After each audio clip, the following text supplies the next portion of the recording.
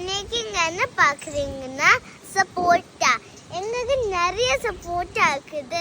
So எங்கள் கார்டனில் 2 different types of சப்போட்டா இருக்குது. ஸோ ஒன்று ஒரு சர்க்கிள் மாதிரி இருக்குது, ஒன்று ஒரு எக் மாதிரி இருக்குது. அதுக்கப்புறம் உங்களுக்கு அதுக்கப்புறம் இப்படிதான் சுக்கு இப்படிதான் சப்போட்டா இருக்கும். இப்போ நம்ம டேஸ்ட் பண்ணலாம்.